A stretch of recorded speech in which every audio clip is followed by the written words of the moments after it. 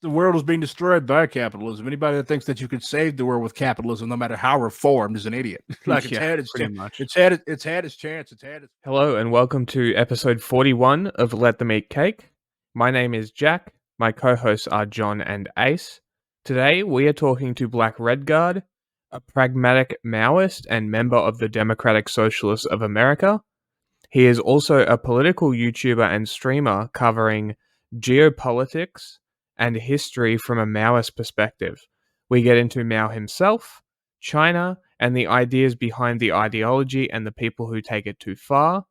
But before that, let's get into some headlines. So, first story I'm covering today is about Toomaj Salehi. He's an Iranian rapper that was arrested on a charge called corruption on earth. He's a very vocal political activist. He's spoken out during the Gina Armeni protests in Iran. The lyrics of his music are constantly speaking out against the Iranian regime. So the Iranian regime has constantly pushed this idea that the protests are color revolutions funded by foreign nations. So in his arrest, he was associated with these, I believe is what happened, right, Ace? Yeah, he was released on like bail and these like certain conditions on November 18th. And at this point, he'd already been in prison for like over 200 days. And so they release him. And on the 27th of November, he releases this video where he speaks about how they treated him in prison. He was abused and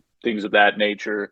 And he'd made some complaints to the prison that he was in, obviously, because he wasn't being treated properly. And the rest of the video, he was basically just thanking people. But then on November 30th, he was arrested again and taken to an undisclosed location. Although, according to some people, he was taken to the Dastgir prison in Isfahan on December 3rd. So he'd been transferred over there. And from my understanding, the Dastgir prison, it's one of those prisons that is like, there's a lot of accounts of human rights abuses there, and that it's overcrowded. So there's a lot of people in that prison, and a lot of executions take place at that prison. The Iranian intelligence also have their own interrogation wards in that prison alongside the police. So yeah, not a great place to end up. And I think the prison, the actual number of prisoners is like debated between like 5,000 to 8,000. But the way the prison's set up, like it's not meant to house that many people, regardless of whether the number is 5,000 or 8,000. It's not that big. Yeah, okay. So that's kind of where these accusations of the confessions being coerced probably come from then, yeah? Yeah, I'm not sure which prison he was at when he was released on the 18th, but I'd imagine if he's in that prison in Isfahan, it would be very easy to get some, things that are set against his will that he doesn't actually mean to say, like coerced confessions, things of that nature. And as you were saying about these accusations against him working with foreign intelligence or whatever, like the whole color revolution thing, that would make sense that he would be transferred to that prison because the Iranian intelligence is present there and they've got their own interrogation wards going over there. So yeah. So his birthday was actually on December 3rd when he was transferred to the prison, and people say that he's probably in solitary confinement. And yeah, so he turned 33, and a lot of people celebrated by passing out food to child laborers, child workers, because that was kind of one of also his big things. He was like a big workers' right advocate. He was against a lot of children going to work, which is unfortunately a common occurrence in Iran and a lot of places, really. But yeah. So the crime, corruption of earth crime, it's almost like their version of high treason, but because the Ayatollah basically is church and the state, if you insult the state, you insult the Quran, basically, it's how he frames it. And so, like, that means death. Anytime there's a musician in Iran, they're always going through these mock executions and end up having to either get killed or most of the time they end up getting out of the country because musicians tend to have audiences that end up being outside pressure. But normally they're really like small guys, not like this guy's size. Yeah, that's the other thing on the topic of, I mentioned it earlier, but on the topic of execution, a lot of executions are carried out at this prison. I think like we're talking 200, over 200, close to 300 within the last a little over 10 years or so. So that's a pretty high number. So the second story I'm going to cover is a clash between the US and China in the South China Sea. On December 4th, 2023, a spokesman for the People's Liberation Army of China announced that the USS Gabriel Gifford sailed into Chinese waters without prior notification and violated Chinese law. That's a quote from them, an accusation that probably shouldn't be taken lightly until you realize that these Chinese waters are a group of islands called the Spratly Islands. They're a cluster of shoals, reefs, and small islands contested by China, Vietnam, Philippines, Brunei, Malaysia, and Taiwan. This is despite the majority of the islands falling into international waters or the exclusive economic zone of the Philippines. For clarification, this is a map of the area. China is nowhere near these islands, quite a distance away from them, in fact. So it's interesting to see that China and Taiwan both have claims, considering that the map has to be stretched out to even include them. The accusations are specifically for the Second Thomas Shoal, located roughly 350 kilometers from the Philippines, within the Spratly Islands. In response to these accusations, the US said the USS Gabriel Giffords was conducting routine operations in international waters in the South China Sea, consistent with international law, in a statement on December 4th, as they have for decades. They continued. This follows multiple recent actions by the Chinese Navy to bully Filipino ships and prevent them from operating freely within their own EEZs. Filipino-US relations have recently increased because of the recent actions of China and their absurd claims over the South China Sea, with the US holding joint patrols with the Philippines in late November. The current Spratly dispute is over this particular piece of land, and China sees increased cooperation with the US as a direct threat to their ability to bully their South China Sea neighbors without repercussions. The Philippines intentionally grounded the BRP Sierra Madre, one of their Navy ships, on the Second Thomas Shoal in 1999 to stake a physical claim on the island, which is kind of funny, and they've kept a marine deployment on that ship ever since. Recently, China has been trying to stop them from resupplying them, and this has obviously caused tension because they're Philippines military. So it seems like the US is the one that's maintaining the Philippines' ability to resupply them. And that seems to be why China is particularly annoyed at this time. But we will see.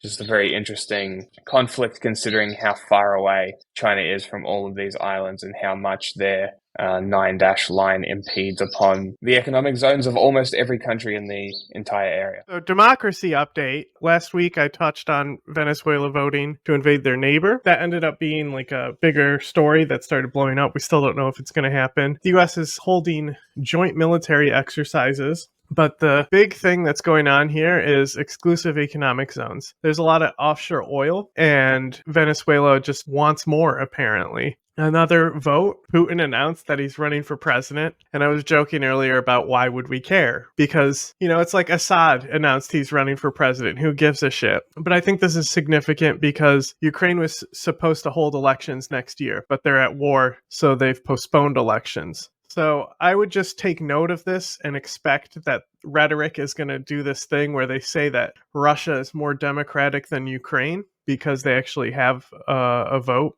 And then there's, back in episode 22, we covered a lot of Asia and Pacific elections, one of those being Bangladesh, basically saying that there's not really an election, that's going to be another dictatorship winning, but there is elections in January. Recently, last month, there's been protests by the garment workers. I think people may have seen this. They met their demands to raise their wages, but we've talked extensively specifically about Bangladesh and the ready-made garment industry there, and its impact on the climate and its impact on slavery and all these things. But the president of Bangladesh, she basically built that industry. That's her industry. So she's largely tied to the garment industry. So she was already in heat because of that. But because it's basically a dictatorship and, you'll see Ortega lock people up who are his opponents. Lots of countries do this type of thing where you start jailing political opponents, start banning things. I think, Ace, you have more on this, but the opposition has held a protest for these January 7th national elections that are going on. But the U.S. has been tying itself to it for a while now because they have this whole facade of being the protectors of democracy. They've talked about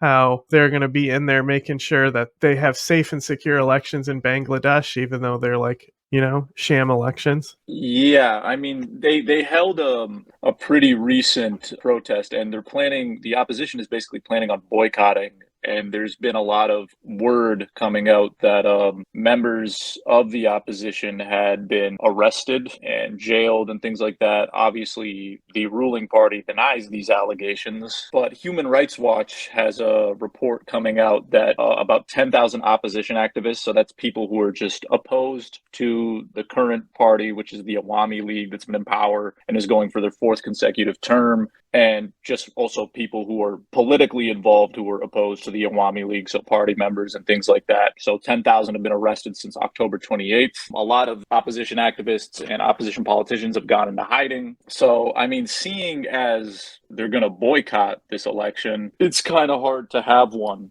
when basically all your opponents think that what you're doing is a farce. So okay, and then last two democracy updates. The U.S. Congress proves to be more worthless than the UN. So they blocked the aid package for Ukraine and Israel. Both were being tied together. Every Republican voted against these aid packages, and their main gripe was border dispute.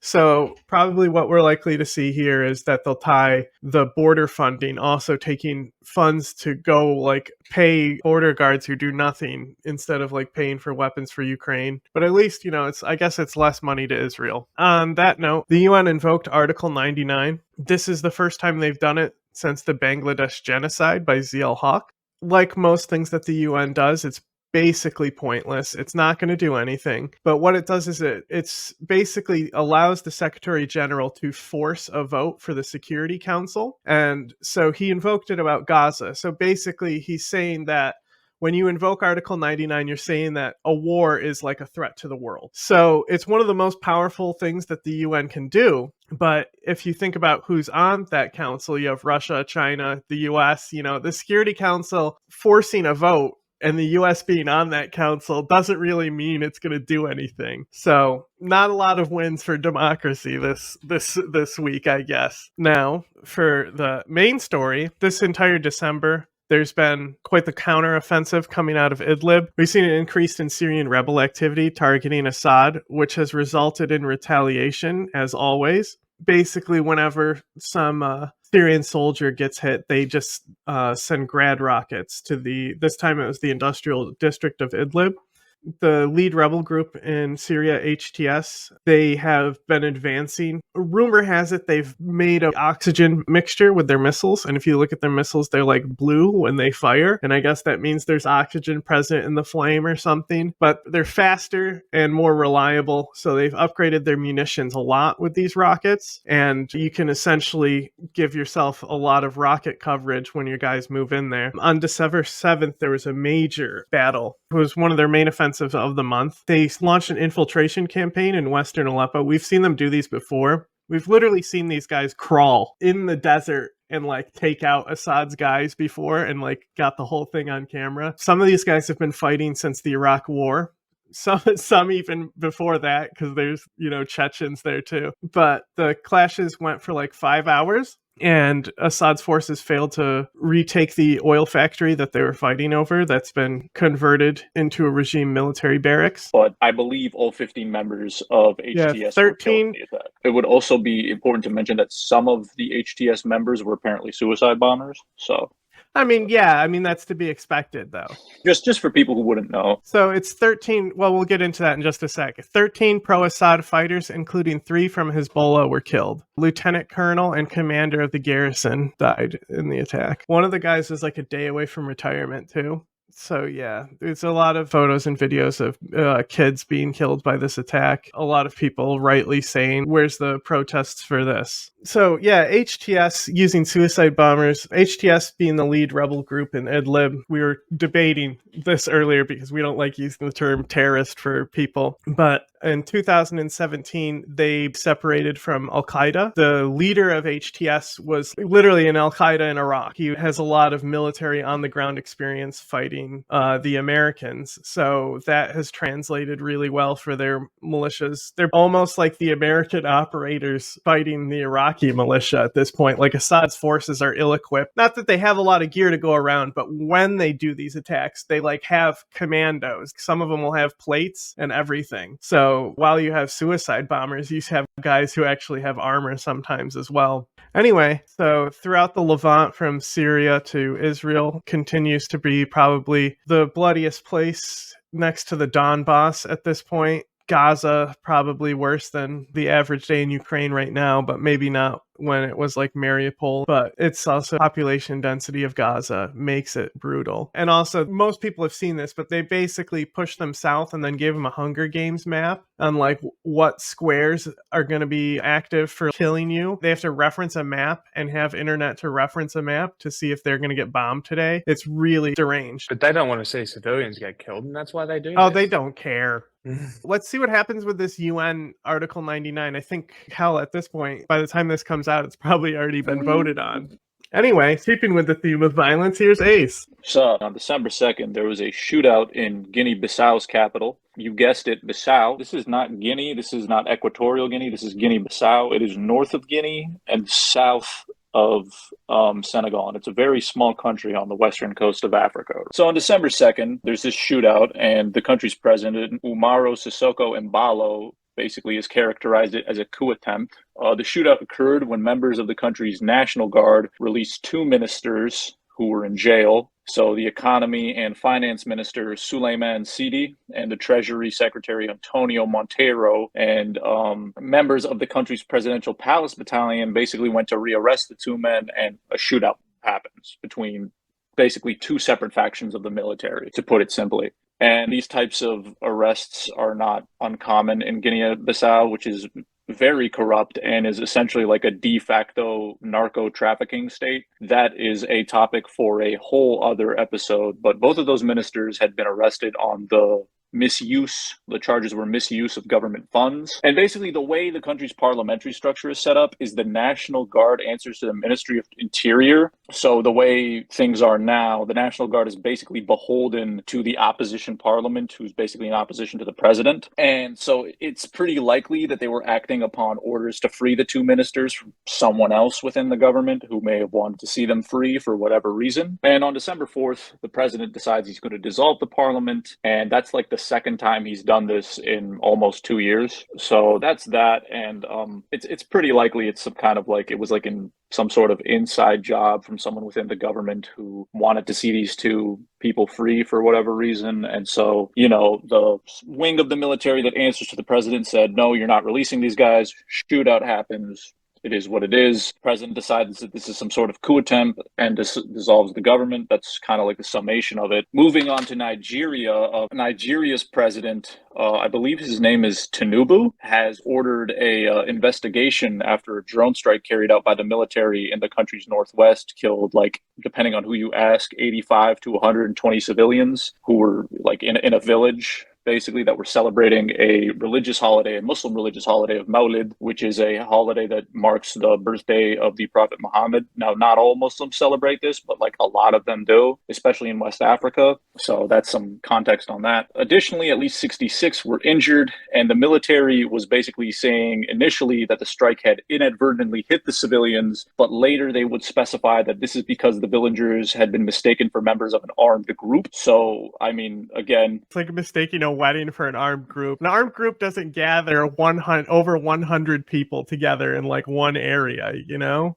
Yeah. And I mean, it seems as though the central government in Nigeria is pretty pissed off about this whole thing. They want to see like an investigation. And I mean, the thing with the Nigerian military is there's kind of, you know, with the amount of armed groups there and, you know, the amount of civilian bloodshed that's kind of occurred there since the 60s and the 70s, there is a lot of suspicion about how the military like treats the civilian population when it's operating in these areas. So, you know, on the one hand, Nigeria obviously has a serious insecurity problem that they want to combat. But on the other hand, it's far more difficult to combat that when you have this distrust of the military that are present in the areas that they're operating in. So there's going to be an investigation and we'll see what happens. Obviously, organizations like the UN, Amnesty, Human Rights Watch are going to be urging Nigeria to have fair and impartial investigations into the incident. And staying on the African continent, we're going to go over to the Congo, and the March 23rd movement, better known as the M23,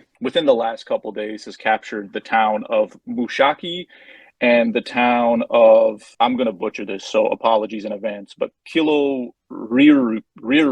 Basically, the reason these two towns are very important is because these towns are very close to the city of Sake, which is very close, like about an hour drive from the capital city of the North Kivu province in the DRC, which is where a lot of the rebel groups are very active, like in the country's kind of like east, the capital Goma. And basically by capturing these two cities, they've cut off land routes to Sake, which is very close to Goma. And basically what people are worried about is that this could spur the M23's possible expansion into attacking the capital city of North Kivu. So that's what concerns people. And the UN peacekeepers are also leaving at the end of the year. They're leaving at the end of the year. And earlier in the last month, they'd launched Operation Springbok, which was this thing where they'd take upon, the peacekeepers would basically take upon these defensive positions around Goma, because there were concerns then too that the M23 could attack Goma. On top of the UN leaving at the end of the year, the East African Community Peacekeeping Force, so for those of you who are unfamiliar, the East African Peacekeeping Force is basically like the East African community. It's like this little sort of coalition of governments similar to like the UN, but for like East Africa, or like ECOWAS for West Africa, that includes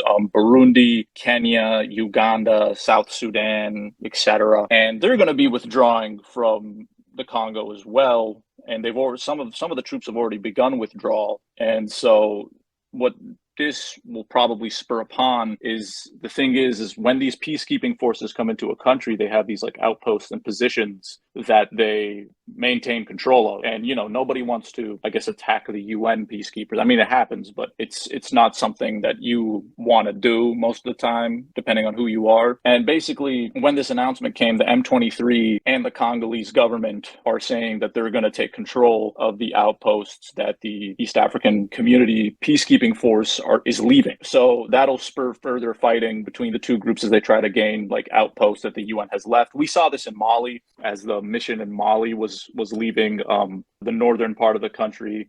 You would see, like, as UN troops were leaving, there would be attacks on UN vehicles by like al-qeada linked forces. Tuareg militants would take over bases that were left by the UN and things of that nature. So yeah, and just to give you guys a little bit of background on the M23, they're basically this group that we do have a lot of coverage about them as well. So we have a lot of coverage about them on an episode with Modern Insurgents founder Antoine Brimball. You guys should check that out. To give some context, following the two huge wars in the Congo in the 90s and the early 2000s, which were kind of spurred on. Sorry, it's episode 32. Yeah, and these wars were kind of spurred on because of the aftermath of the Rwandan genocide, when a lot of the groups that had perpetrated the genocide went and hid out in the Congo. And so it was this whole clusterfuck. And there were these like all these armed Tutsi groups, and the Tutsis were the people who were the subjects who'd been killed in the Rwandan genocide. And Rwanda basically went in and financed all these groups to go and hunt down like the Interahamwe and the Hutu power movement who'd carried out the genocide. In the process, they did end up killing a lot of Hutu civilians who were fleeing Rwanda because of the civil war. And the M23 has kind of stuck around ever since, because they say that like a lot of these Hutu groups are still kind of around in the DRC, and that the government of the DRC is backing them, things of that nature. Although there has been some evidence to suggest that when it's convenient for them, the M23 will work with these Hutu rebel groups that are still present in the DRC to this day. And even at one point, I think back in like 2006, they'd actually been integrated into the Congolese military, but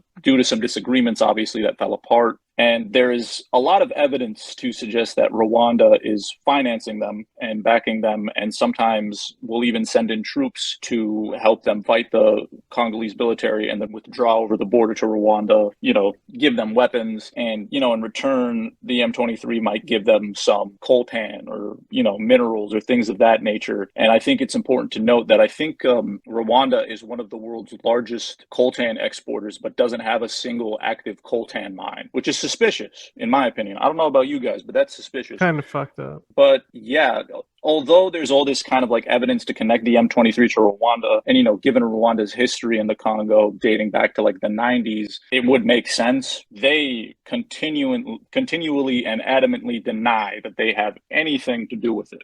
But the evidence is really not backing that up. So that's that. And I just wanted to touch on one other thing is the Islamic State, or the so-called Islamic State, is getting more active in a lot of areas. There have been several Pakistan, Afghanistan has been really bad with them. Yeah, there have been several attacks carried out by various affiliates of the group in Iraq and Syria, more so in Syria, but there have been 2 in Iraq that have been quite significant. And they're also looking to be more active in the Philippines as of recently. And for those of you who didn't know that they had an affiliate in the Philippines, they do. And over the last couple like weeks or whatever, they've been carrying out these attacks in the Philippines. They bombed a church, like a gymnasium, a university gymnasium that was basically being used as a church on a Sunday. Like a week or 2 ago, that attack was claimed by them. They've been attacking outposts belonging to the Moro Islamic Liberation Front, or MILF. In the last few weeks, they've carried out maybe like 3 attacks against them. And the Moro Islamic Liberation Front, they're one of the older and larger rebel groups in like the Philippines history, but they've kind of been in a process of disarmament, and how they even helped the Philippines military fight against the Islamic State in the siege of Marawi back in 2017, I believe that was. And their whole goal is they wanted kind of like the area of the southern Philippines, which is majority Muslim, and a lot of the people of these ethnic group known as the Moro, they wanted them to have more autonomy and stuff. And that's a whole other topic for another day. But because they have all these outposts still in the southern Philippines, despite being in this process of disarmament, it's made for a bit of a target for these IS militants. And after a bit of a pause in Mozambique, where the Islamic State also has an affiliate, it appeared as though for like a month or 2, they were kind of hiding out in the bush. You know, there were a lot of civilians who'd been displaced because of that conflict in Mozambique, were able to return to their regions of origin. But it seems like they're heating up again. I mean, just 2 days ago, or 4 days ago it was, they carried out an attack against a Mozambican military outpost and just burned the whole thing down, basically. And yeah, that's something to watch out for. It seems as though the Islamic State, across multiple fronts, is trying to make a run for it again. I don't know if it'll ever parallel what we saw back in like 2014, 2015, but just keep an eye out for that, is all I'm saying. You might see them in the headlines a bit more these days. Looks like it's going to be a pretty violent year. Yeah. The way it's setting out, if you're thinking, how could it get worse? These places are all going to be affected by climate change as well. Yeah, so anyway, that's all for our news updates. Here is our interview with Black Red Guard. We have a weapon more powerful than the British Empire, and that weapon is our refusal to bow to any order but our own, any institution but our own.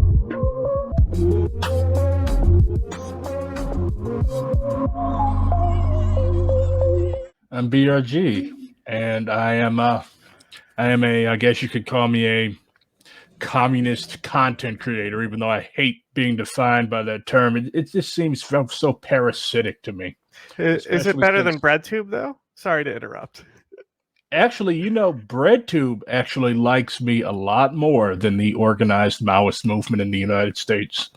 I keep saying this, I get along better with anarchists than I do with whatever you want to call them, tankies, MLs, like those people are just so fractious and ridiculous. Like, that's a sign that they really don't have any political power, because they spend so much time arguing with each other and splitting off and fracturing and fighting and quarreling with each other, that it makes people be like, you know what?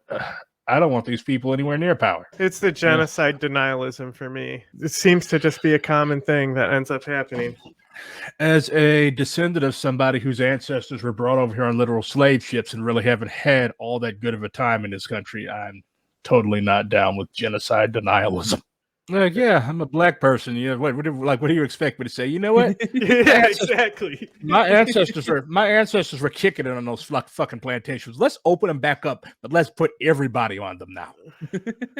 So a lot of people are talking about how the Progressive Caucus is the future and how we should just support the Progressive Caucus. You know, like Kyle Kalinske, he just had that debate that went viral with a genocide denier, and That's basically what his argument was, is that you shouldn't vote My for question- like anyone but Biden. My question is this: like, why would you like? I think Hassan calls them debate perverts, but like, why would you willfully seek out the most idiotic? Like Vosh does this too. Like he had that fucking kid from Midwestern Marks on. Like, I don't like any of these people. Vosh is a fucking moron. But like, why do you seek out the most idiotic, easily caricaturable like people on the internet? Like, does anybody really think that Eddie Liger is going to establish a People's Republic of the United States? No. Like, he's not a serious person. He's just a white kid with a wrestling scholarship who thinks that he knows something because he skimmed a few books. Like, none of these people are seriously doing politics. It's just noise. So are you implying you What? are serious about politics though? Doing serious politics? Is that what you're implying? Well, I am in a political organization called DSA. You might have heard of it, but like, Can you tell, for people who don't know, can you say what that stands for? Democratic Socialists of America. They're very widely memed on the internet, and I used to meme them and mock them and make fun of them as well. But like, since I've actually joined them and have been going to events, like, they're actually a pretty cool group of people. Granted, there's many there's interest groups or groups that are centered around ideology. They're called caucuses. Like, you've got MUG, Marxist Unity Group, you've got Red Star, you've got Socialist Majority, various different types of groups of people. So whatever your politics are, hell, there's even an old school liberal caucus called North Star. They released something about Biden promoting a class struggle campaign or something today. So like, there's people of all types in DSA. And before, what my idea of organizing was to basically form this like nebulous Maoist party out of thin air. And like, this party would instantly be able to wage protracted people's war. But then, like, I started studying, and I was like, you know what? That's a very, very good way to get yourself thrown in prison for life, or end up bleeding out in a Vaco somewhere. And the thing with the masses of working class people in the United States is that they're very apathetic. They're like, you know what? If it's not the Super Bowl, if it's not the VMA Awards, if it's not the BET Awards, like, I honestly don't give a fuck. Like, that's how the average American thinks. Am I calling the average American stupid? Absolutely not, because Mao taught us that we never ever say that the people are stupid. But Americans and other like people that live in the imperial core are bought off, if you will. Like, they receive a higher standard of living as a consequence of these being imperialist countries. So we're seeing what's going on in Niger. Like, Niger just threw out the French ambassador and stole all of the croissants that were meant for the embassy. Did you hear what French said in response? What? They said, okay, we're leaving, but if anything goes wrong, you can't blame it on us anymore. Well, that's bullshit, because you can blame almost everything that goes on and goes wrong in Francophone Africa on France. Like, people really dump on the Brits, but they act as if Speaking my France, language. but they act as if France is like just because they chopped off their king's head, that France is some type of like Republican paradise. Like, no, they massacred the communards, the first communist government in history. They did horrible things to the people of Vietnam, West Africa. They killed Gaddafi. Yeah. They started that. They're the ones who actually intervened and got the conflict started. It wasn't the United States. Yeah, so it's like, if it wasn't for France, it wouldn't have happened. So I guess the slogan is not when you see two neighbors fighting, an Englishman visited them, but when you see two neighbors fighting, a Frenchman visited them yesterday, huh? Pretty much. I've never heard that before. The stupidity, though, to go back to that, this is a side effect of the Cold War. Everything is like all of these. They're so terrified they would learn that communism went well in a country that they couldn't let us learn geography. Yeah, like all of these conflicts, like the Korean issue, India, Pakistan, like these are the results of like the Cold War and the immediate fallout. Like, the collapse of the Soviet Union was probably the biggest geopolitical disaster of the 20th century. Like it started so much shit. Like Azerbaijan literally just wanted to that exclave Nagorno-Karabakh. It looks like the highway of death. Like you have all these cars on this highway, like leaving. Otherwise, the Azerbaijanis were going to slaughter them all. I don't know what it is with like that area of the world and fucking with Armenians, but like those people just can't get a fucking break.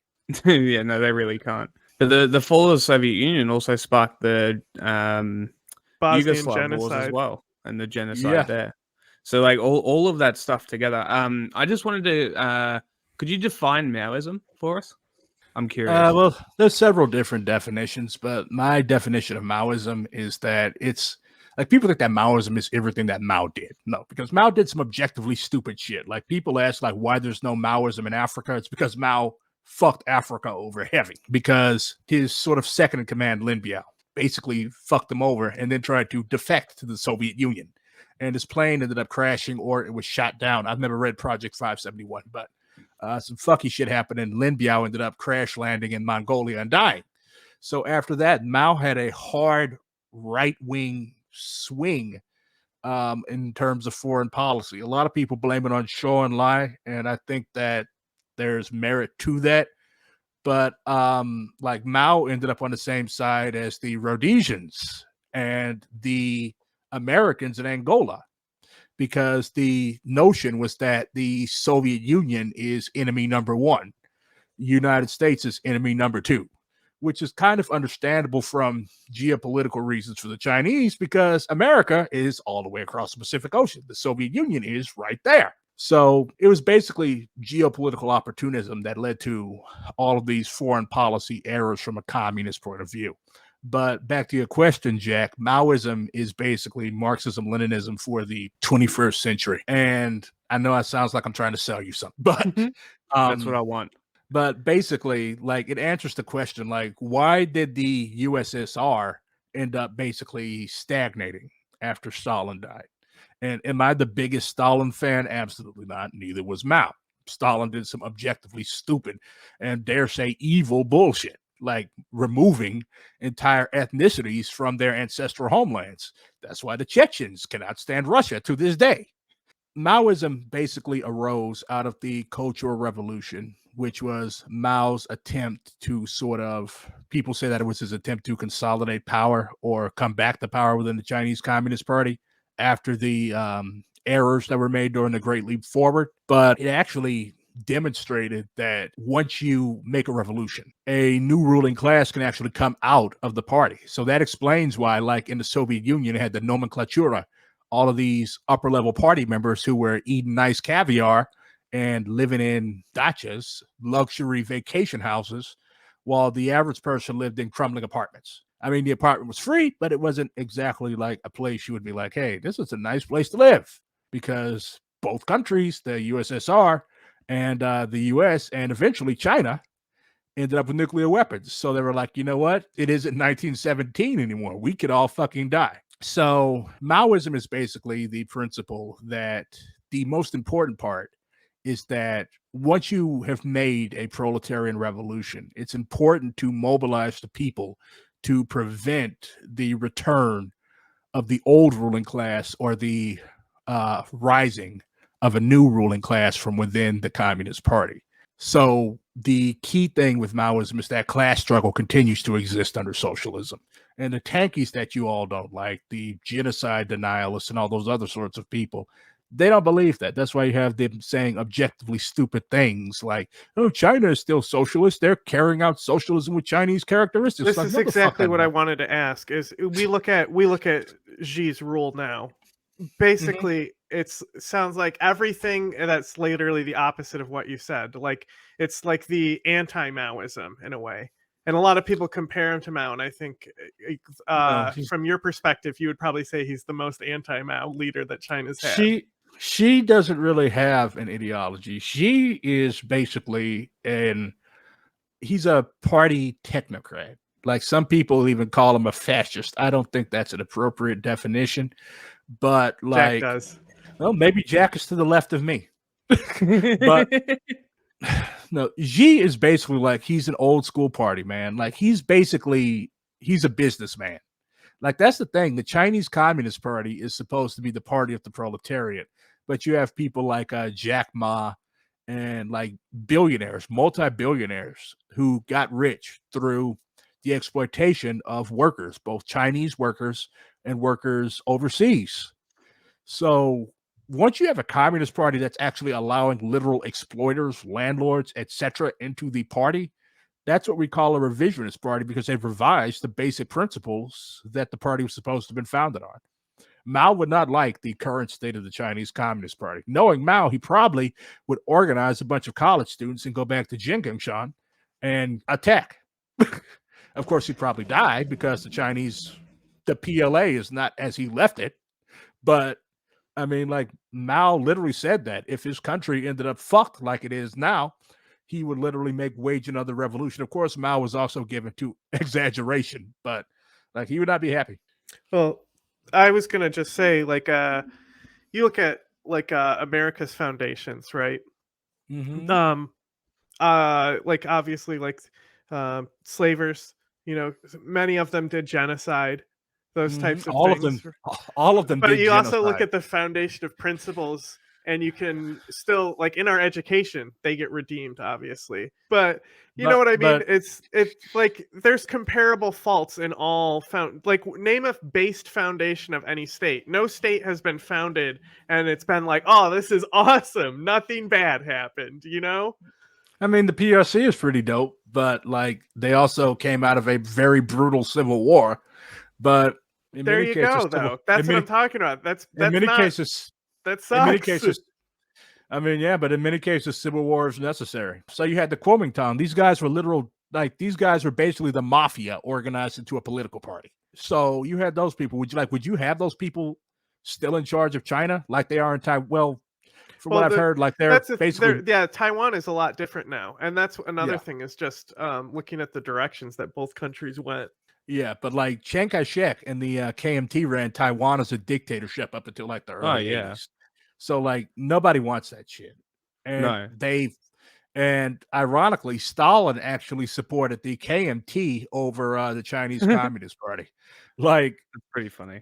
He called Mao a cream of wheat Marxist. And I think one of them, Stalin, always siding with fascists. I think it was Molotov or one of them that dumped on Mao because Mao had never read Capital. So the relationship, that's where it comes from. The relationship between the Russians and the Chinese was not always like, it was like a big brother, little brother relationship. And Stalin actually wanted to divide China in half. Like, he wanted to pull a North Korea in China. He wanted to give the southern half. Yeah, he wanted to give the southern part of China to the KMT, and he wanted to let the communists hang out of the north. Like, what, bruh? Like, how can you just be like, we're gonna, like, how can you just be like, first of all, how can you divide somebody's country like that? Like, the Chinese don't want to be divided, but you, big brother, is just gonna be like, you know what? You Chinese do not need unite. You Jiang, get south because you are friend. Irritating Mao, get north. Bim, problem fixed. Like, how the fuck can you do that?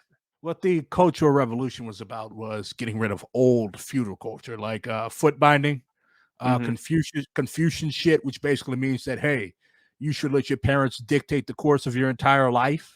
Like, that's what Confucianism is in major part. Filial piety, all that shit. Like, old feudal type culture, opium smoking, like all of that old shit, because Maoists believe that culture has the stamp of the society that produces it, right?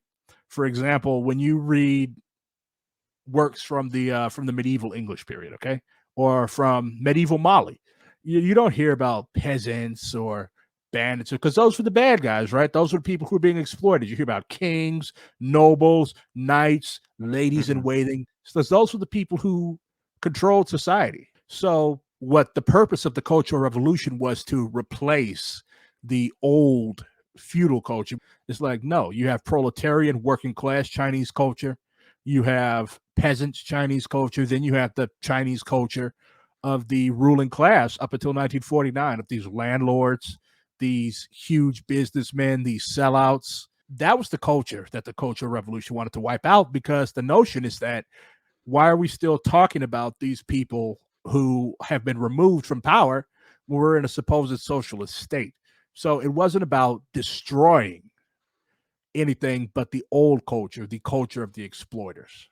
That's what it was So about. where does the traditional simplified Chinese come from? Because that came out of the Maoist era, did it not?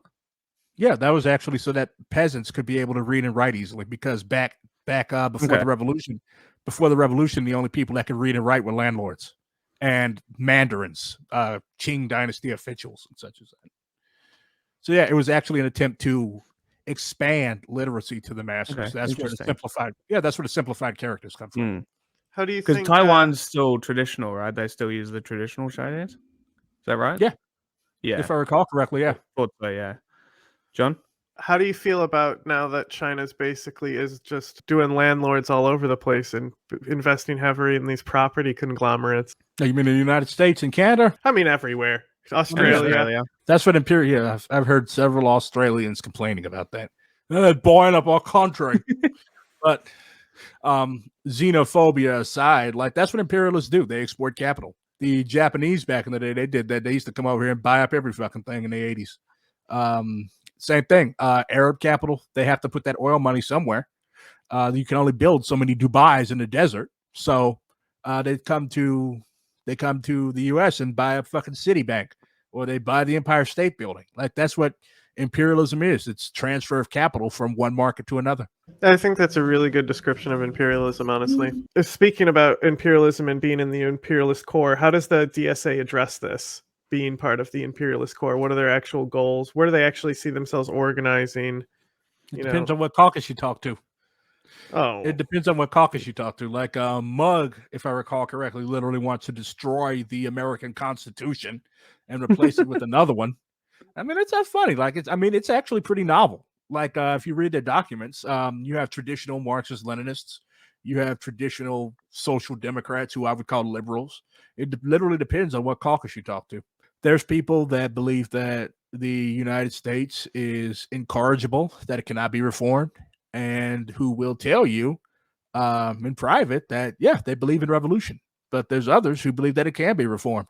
So that's part of being in a Big Ten organization. Like you have people who believe literally all sorts of things.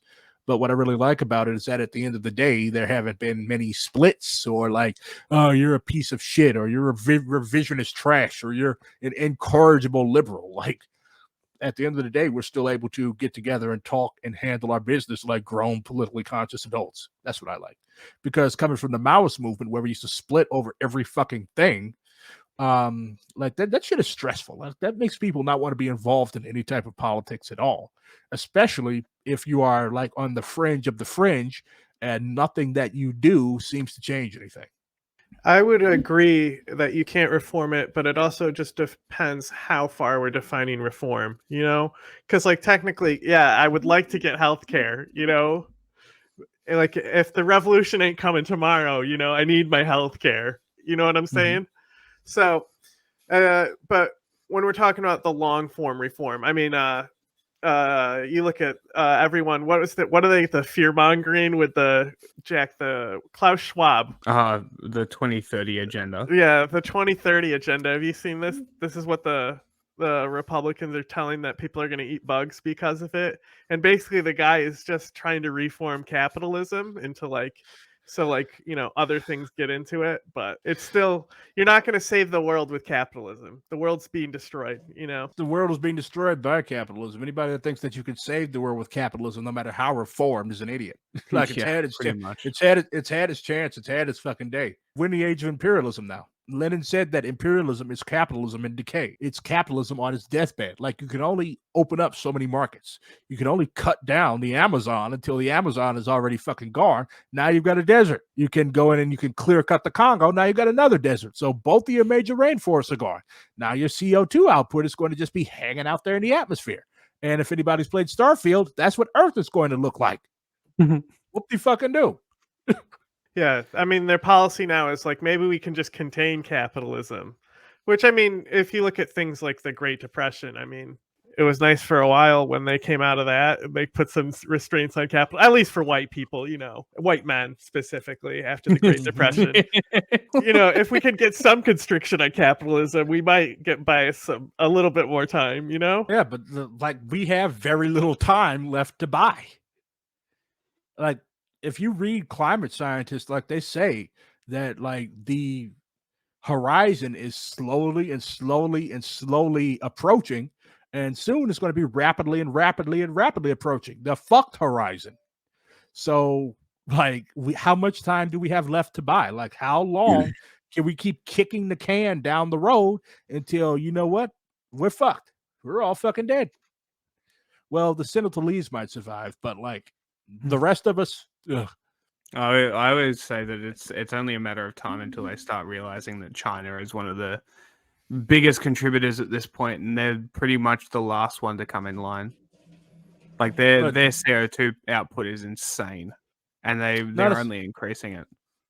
Well, not as much as the U.S. militaries. I was about to say Well, the U.S. yeah. military is but The they don't. yeah. The U.S. military doesn't get to get counted because For whatever they reason. need it to maintain the shipping lanes.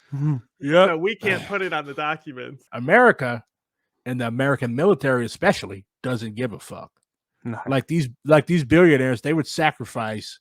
Like, the thing is, like, the consequences of climate change, the human real consequences, like, we just literally had a massive flood that wiped Libya 11,000 people. Like, imagine 11,000 people. Okay, Katrina killed like maybe, I think, just under 1,000 people. So imagine 11,000 people in fucking Italy or Greece or France or the United States dying. The people be like, "Oh, that's so horrible. Where can I donate?" it didn't make the news. It didn't make the news. Yeah, and then like these coastal areas, the littoral in North Africa, like those are very extremely densely packed areas. Like in North Africa, you can't put 11,000 people in the middle of the fucking Sahara Desert. So all of these people are crowded along the coast. So you've got, like, this is literally one of the biggest natural disasters of the 21st century, and nobody is talking about it because the consequences of our actions in the first world, we got 2 Americans in it also here, so we're first worlders. Like, our consequences are being exported to the third world. So most of our people here don't think that we're fucked until we start feeling the shit. It's going to take a fucking tsunami coming and swamping New York or Los Angeles being rent in half by the San Andreas Fault. Of course, you need a 9/11 event. Yeah, literally. Yeah, like Libya, that was literally need something on that scale. Like Libya was 5 9/11s in terms of death toll. So like Americans especially are like insulated from that. Like, our news is basically propaganda. Like, I found out about what happened in Libya. Same thing like I found out what's happening in Armenia from Twitter. That's why do you think Elon Musk bought Twitter and is slowly destroying it? First of all, I just want to make sure y'all ain't fucking with me. Like, hey, look how we embarrassed this fucking Maoist. No. I mean, not that I would give a shit, but yeah. No, we're all good faith. But like, I also come from a background where like I was like researching like terrorism, so it's kind of like no fly for you. Oh yeah, this is something we were joking about because I was clicking links the other day because we were talking about something about ISIS, and I clicked the link and it opened a download document after clicking a link, and I'm like, oh fuck no! It's like they're gonna come knocking on my door and be like, hey, your passport says you went to Syria and you clicked an ISIS link. Like, fuck no. I mean, there were a lot of pasty people in Daesh. Oh yeah. So a third of them actually spoke English. That's why I was able to like get in there and like do a bunch of stuff because they were just all idiot kids from the West. I remember reading about it was a group of them. They call them the Beatles. Yeah. From like Liverpool or somewhere. And the videos of them beheading people, right? You know, it took them all day to shoot it because they like did it on a sound stage. It was inside on a film set. It was like, so they couldn't even get the beheading on camera because they botched it, right? And like, I was one of the only people who said, this is a sound stage, the lighting is unnatural. And everyone said I was a conspiracy theorist. I was right the entire time. 2 of those guys are still alive. And they're being put on trial for like crucifying people. Jesus Christ. Don't you just love the 21st century? I don't think that's the first time an Englishman has ever beheaded or crucified anyone. But the things England has given us. The thing is, Don't I've talk seen about worse your stuff. ancestors like that. I've seen Fuck worse those stuff than cunts. like anything that's gonna happen if the Republicans win. You know, like obviously I don't want that, but like it's better than Nobody ISIS, cares. You know, Nobody cares what you want, John. I can always leave. Leave I and can go always leave where? and join ISIS. I don't know. Why would you do that? Al-Shabaab's doing great right now. You know, they got one of the best bomb makers in the world. You people are insane. If all people say him, I'm mate. crazy, people say I'm crazy because I'm a Maoist. I don't know. That's pretty up there. I just want to feel something again. Oh. Take a hammer and hit yourself in the temple with it. No, but seriously, how does the DSA, like, what are their goals? You said depending on what caucus, but you personally, like, what do you want to see in the future here? Honestly, I just want to stop the horrible things that are happening. Like, part of the reason that I joined was because, like, the hard left, the MLs and MLMs aren't really doing anything. Like, what victories do we have to our credit anywhere in the first world? Like, we always talk the House about Progressive Caucus. Sorry. Yes, AOC is a secret Maoist. Yes. Yes, as soon as all I got to do is push a button on my cell phone, and she's going Activate it. and she's going to jump up and shoot Kevin McCarthy in the head. Anyways, my personal goal is like as I read more and as I hang out and talk to more people, I'm eventually starting to realize. You will eventually start to realize that like ultra left shit, like just spray painting "Free President Gonzalo" on a wall or even on the Peruvian embassy, that's not doing anything productive. It's edgy. A lot of these people, they have a more revolutionary than thou notion of politics, and anything that violates their sacred principles is revisionist and horrible and needs to be destroyed. But as you become older and as you develop politically, you'll become a pragmatist. Like, you'll start to realize that, hey, I just wasted the last fucking 5 years of my life in some god-awful political cult. And you'll start to realize that, hey, we actually have to take measures to stop people from suffering now. Talking about a revolution in the hereafter or praying to mystery gods, aka communist theoreticians, doesn't help anybody. And one thing I like about my DSA comrades is that they realize and they're actually taking steps like organizing tenants, organizing workers, stuff that everybody agrees with. Everybody doesn't agree with protracted people's war tomorrow. As a matter of fact, most people would probably think you're stark raving nuts. So am I a reformist? Absolutely. But Lenin said that, especially in the imperial core, where we have like bourgeois democracy, like we shouldn't be afraid to use it, because otherwise we're abdicating the struggle to the fascists.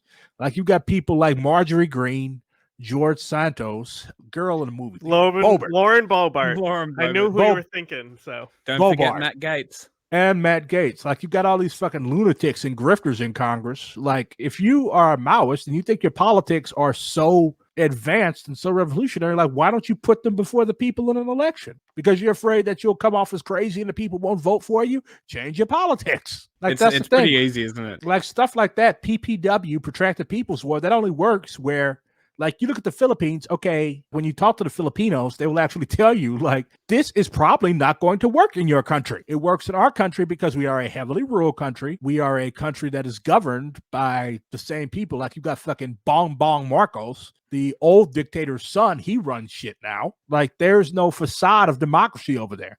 And if you say the wrong thing, like if you say long live the CPP over there, they will literally send a death squad to your house, kick in your door, and shoot you in the back of the head. That's why the Filipinos have to make a revolution. Over here, you can stand on the corner and burn the flag and talk about long live President Gonzalo all you want. Then nobody's going to fuck with you. Like, that's the thing that gets me. These people have a persecution complex. Like, they arrested us because we said no, they arrested you because you were disturbing the peace and irritating people, and you punched the guy in the face because he laughed at you. The hard left in this country is just so unserious and silly. It's not. It's amateurish, as Lenin would say. So we have This to. is my problem. Because coming back from a country with no development into this country and just looking at the left, it's serious also a war zone. Yeah, it's been a war zone for the past 13 fucking years. I can't even imagine that. Imagine your city just like being a fucking Royal Rumble site for 13 fucking, like, there's not going to be anything left. There's only like a few square meters of the country that haven't been affected by bombs. That's horrible. Insane. Like where people live, because there are like, straight out in the desert. Can I just I wanted you to expand on something because you're getting into it, but you hear that this is maybe you don't, because we obviously watch a fascism generation machine to make fun of these people, but they do this thing. I think Jordan Peterson is one of them, where they say that communism and Marxism is like a religion. Right, and some people certainly treat it like a religion. So that's what you were commenting on. Is it feels to me sometimes that these people think as long as you read more scripture, you're a better communist. You've got people who are useless who have read all of Marx. You've got people who are dope ass revolutionaries who haven't read any Marx. Like, it's not a matter of reading, okay? And I think part of it is that because a lot of the hardcore Marxist left in the United States is petty bourgeois, as we would say. Like, they come out of universities, they have rich parents, like they have time to sit up and fight and worry over this shit. That's why there's so very few working class people who actually give themselves to Marxism, because it's like culturally alien to them. Okay, like if you're working class and you have a disagreement with somebody, you go up and you talk it out with them, and if the disagreement is strong enough, you might beat the shit out of them. Like, you don't write a 40-page denunciation quoting all of the correct scriptures. So the hard left in the United States, these little Maoist ML segments and fractions and shit, they're culturally alien to the working class. And they're terminally online. And they're terminally online. And yeah, in many cases, they do treat Marxist theory, which is meant to be a blueprint, it's meant to be a guide, but you have to apply it like within your actual conditions. Otherwise, you're going to just be a live action role play group. Like, I've seen people literally walking around wearing Mao suits or wearing the Red Army hats, and I'm like, bruh. So yeah, in many cases, like, people, especially like younger people like Eddie Liger, they treat it like a religion. Yeah, because you mentioned before you mentioned acting like a cult, and it's exactly how I felt after looking back and being like, why did I ever listen to these people? Because I came from like that libertarian side of things. It's exactly the same. He watched Tim Pool before I de-radicalized him. Yeah. Oh, good. You've done some good things with your life, John. You've de-radicalized an Australian. You gotta say one soul at a time, Yeah, you de-radicalized him. Way. You de-radicalized him before he could get into a truck and mow down 15 people outside of Starbucks. I look at a lot of like economic development, and when we were talking about climate change before, so there's this like intersection between, especially like, because obviously we're talking about Africa here, you have jihadism and climate change intersecting here that are going to combine with immigration, right? So the people who are the most pro-capitalist in the country are also the most anti-immigrant and also the most afraid of ISIS.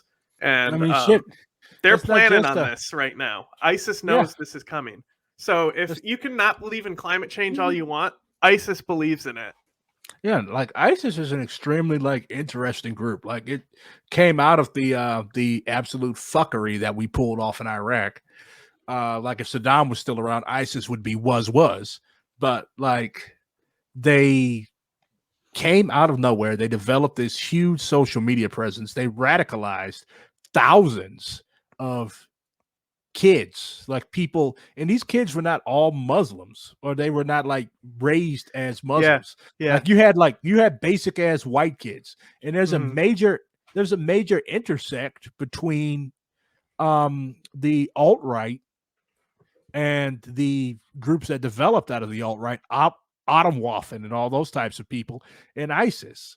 Like one of the guys that Yeah, founded this we group, have- like literally thought that ISIS was dope. We actually have an episode we did with Popular Front is about this type of stuff. There's one of those groups. It's a Satanist group, but they were literally communicating, I think, with al-qeada, The Nine not Angles? ISIS. Yeah. The Nine Yeah, Angles. that's the one. So they totally like ISIS knows, Russia knows as well that like these groups. Adam Waffen is worthless. Like you look at the Atlanta, they stopped a train. Adam Waffen has been trying to stop a train since they started and have failed continuously. The FBI gets them on the way to their attack while they have all the plans and guns on them every time. I mean, yeah, it's easy to meme and lol at them, but like they've got bodies on them. Like they murdered a they've killed people. They've murdered a gay Jewish kid, Blaze Bernstein, I believe his last name was. They murdered this kid and threw him in a ditch. Like they're very dangerous and fucked up people. But like, yeah, in terms of big attacks, for one, they're too small, and for two, they're idiots. But idiots can kill people. Mm-hmm. Doesn't take much to pull a trigger. Nope, you will never feel that joy because you're Australian. You don't know, he loves guns. The government took away his guns. Didn't they take away a lot of y'all's gun rights after some idiot shot up a tourist trap or something in Tasmania? Yeah, basically, you pretty much nailed it. Yeah, it happened in 12 days. The legislation passed in 12 days. They were taking people's gun in 12 days. Yeah, and if you read the laws, they're fucking ridiculous. They're so dumb. You should come here. He's trying. I was there in 2019. I went. We to get registered as a South nonprofit. Carolina. We can get him that visa. So yeah, because I was at University of South Carolina in 2019. So I was there for 6 months. Foreign exchange student. Yeah, South Carolina was very interesting. I got there, I think, 12 months after they took the Confederate flag down from the fucking state capital. So that's what a state to pick. What is that shit like for you? As like, especially from an outside perspective, like seeing like monuments to insurrectionists here.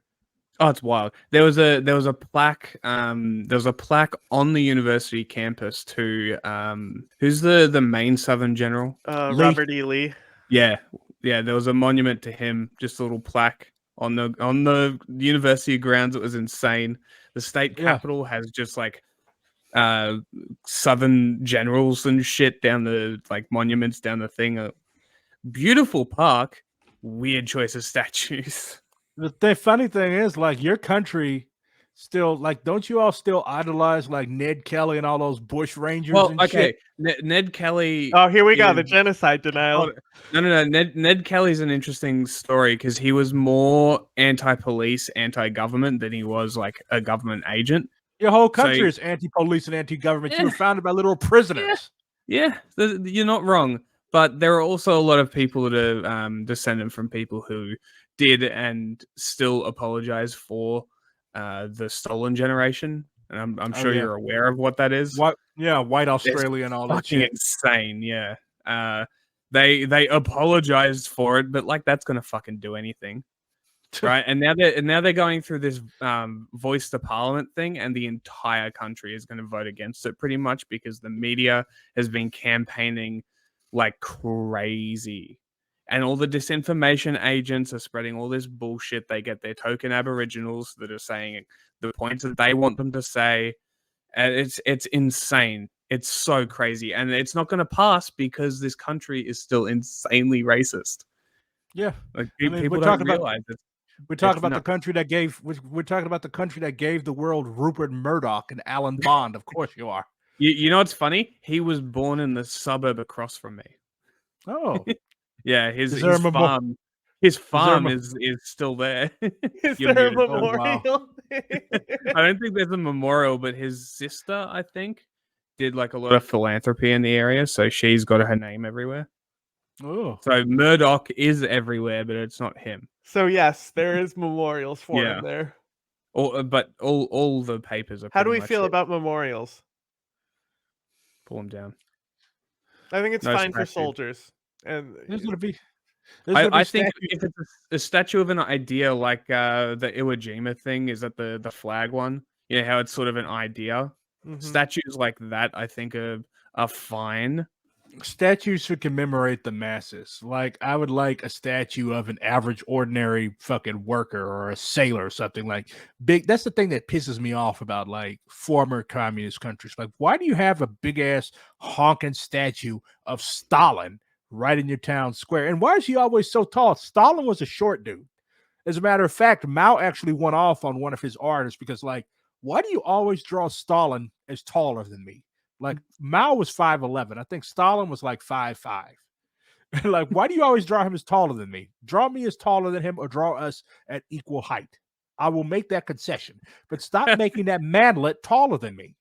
I didn't know that. That's funny. Yeah. Mao was a funny guy. Yeah.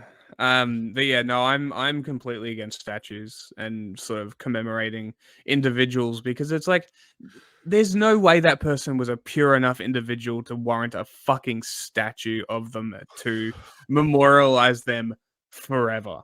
There's no way. Yeah, that's ridiculous dick riding, to be honest.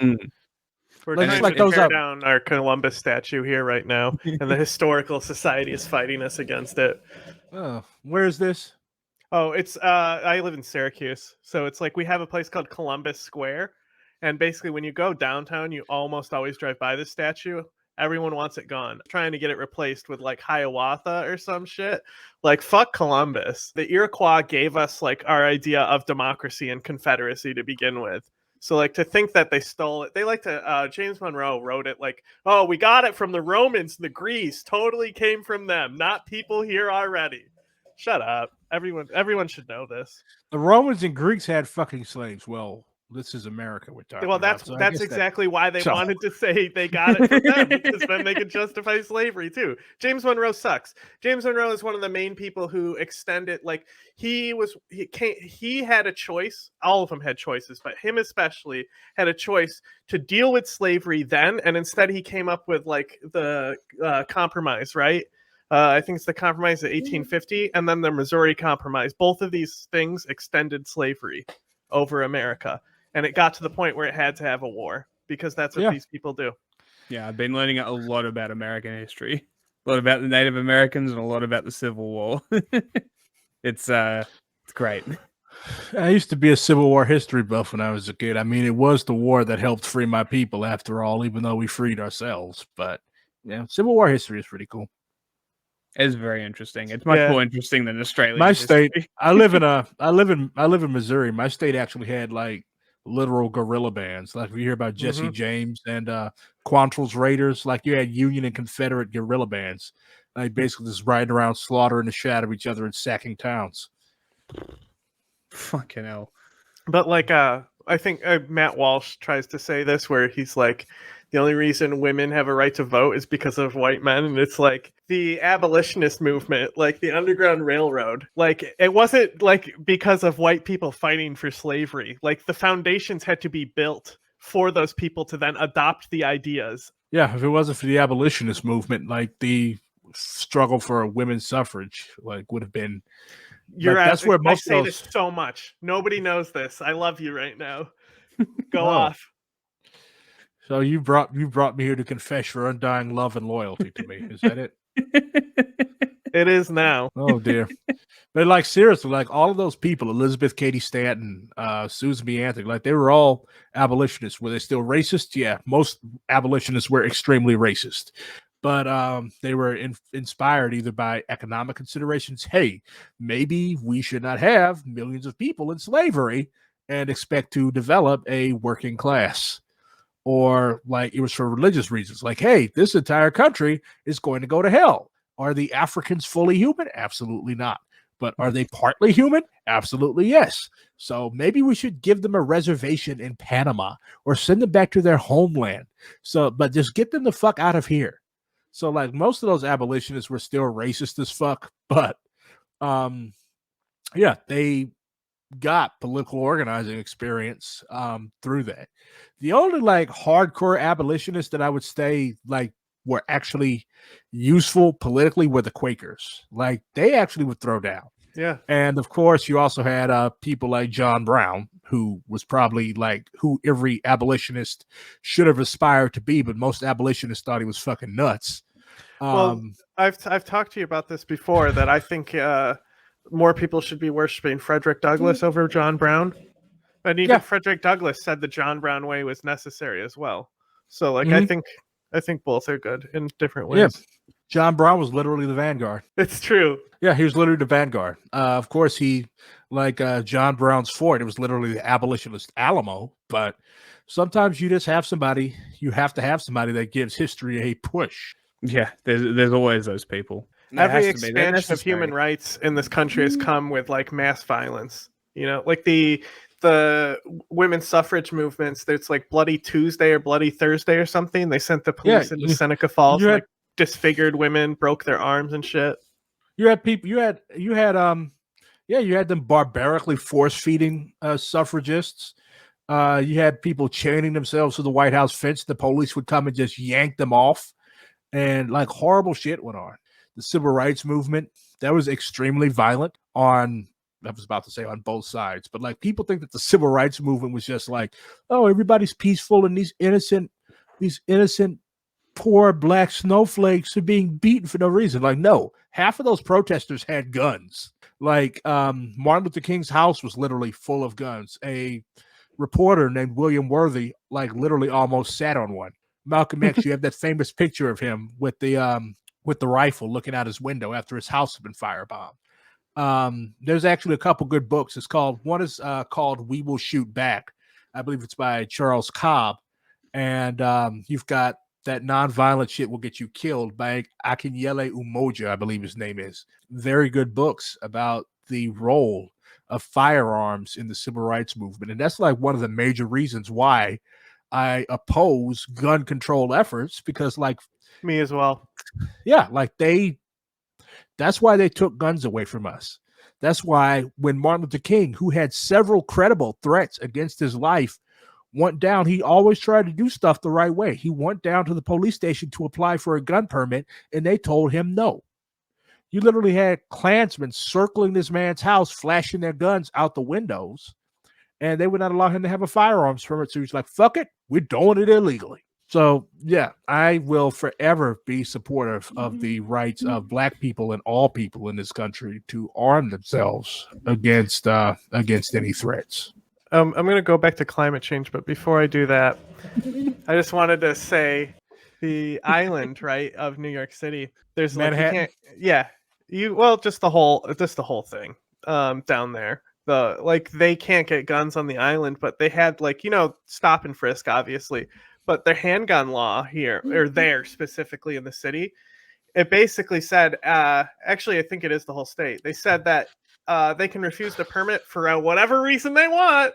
They're doing the same thing with marijuana here now, too. So they're disenfranchising black people from owning marijuana grow operations here now, too. So these laws were passed to arrest people. That liberal New York.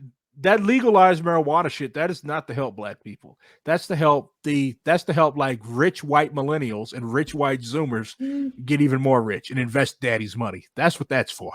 Yeah, and the cartel switched right to heroin when that shit started getting legalized. So yeah, well, what little real heroin is left? Look, I work in a homeless shelter. Like, there's very little real heroin.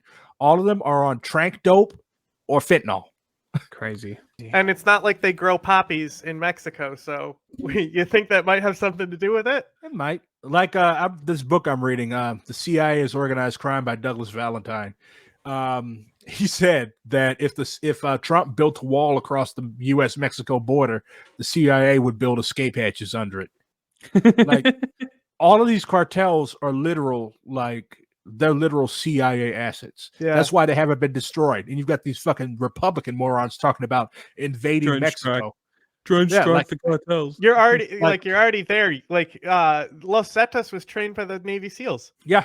They used to be Mexican special forces until they decided that, you know what, we can make some big fucking money. Like, those are like the fucking... What was the cartel that was trained to take out the Zapatistas? Zetas. That was the Zetas. Okay. Yeah, the Navy SEALs. The Navy SEAls, they were already enforcers. The Navy SEAls brought them in again to do ops against But the CIA, everyone wants to think that they armed it's their fault for Bin Laden and stuff like that. Nobody wants to talk about the heroin operation they opened up in Afghanistan. Yeah. Yeah, like you can literally talk to any like U.S. soldier that was over there, and they'll tell you about the fucking poppy fields. Like they were like you could literally not eradicate that shit. Yeah, Because the local, that's why we don't yeah. believe the Taliban have done it. Also, I've seen videos of them processing it. Oh no, that's too much. Look, it doesn't matter what your ideology is. You're not going to leave fucking billions of dollars on the table. It doesn't like Mao actually. When he was in Yan'an, they actually were growing and selling opium up there. Like, it doesn't matter if you're communist, capitalist, fascist, whatever. That's too much money in dope. You're not going to leave that. You're not going to go burn all that shit up, man. Yeah, the Taliban are doing it to increase the price of it. That's what they do. It's the first thing they did when Omar came to power the first time. So, but to go to climate change, we're talking about basically the nature of violence. And then you have these Extinction Rebellion kids that think that spilling soup on a painting that's covered in glass and then sitting in front of cars at Burning Man is going to stop climate change. How do you feel about this nonviolent action going on with climate change protesters, though? I mean, they're trying to do something. They're doing more than most people are. Most people, well, not most, but a substantial chunk Very of nice people of you. A substantial chunk of people in this country don't even believe climate change is a thing. That is true. So like, I mean, I wouldn't go too hard on them, but I would definitely maintain the principal criticism. Like, hey, what the fuck you're doing is stupid. They're just going to wipe the soup off. And if you lay down in front of the wrong person's car, they're probably going to run you over and get away with it. So, like, you just have to talk to them. Like, most of these people, like you said, they're kids. They're very young. They think they're doing something. Yeah, but those are the most radical ones. That's why they were so good at getting them in ISIS. Just keeping things full circle. So when I edit later, I can keep everything in. You know what? I'm a black man in America. The police are probably going to fuck me up one day anyway. So I guess talking to you morons isn't going to do much worse. I mean, Greta, she was saying when she started getting arrested, I think she was even advocating, it needs to be further than what I'm doing. Yeah, Greta's basically an anti-capitalist now. Her politics have developed quite a bit. That's no surprise. Yeah, where she started and where she is now, that's to be expected. You know, you wouldn't expect her to turn around and be like, yeah, global capital, would you? Yeah, it's not... She's not going to go from limit carbon to produce as much as you want, companies. I don't think so. To get to a wrap up, I wanted to say just basically like, what is your foreseeable like political future? Like, what do you want to accomplish next? Throwing both of you into a gulag. I don't want to go into a gulag. I know. No, seriously though, no bullshit. I just want to win. Like, I want the left to actually start chalking up gains in this country like the right has. Like, the right has, like, people who are, like, literal fucking Nazis in Congress. And the left, we're so caught up on our dogmatism and all of our other isms and schisms that, like, we keep getting fucked constantly. So I just want to start seeing the left win and actually start helping people. That's part of why I joined DSA. Minnesota's doing pretty good. Yeah, they're doing pretty good. They're the secret communists. Falun Gong totally is selling this like as that the Somali immigrants are turning Minnesota into a communist hell state. Well, good. We need Somali immigrants everywhere. I agree.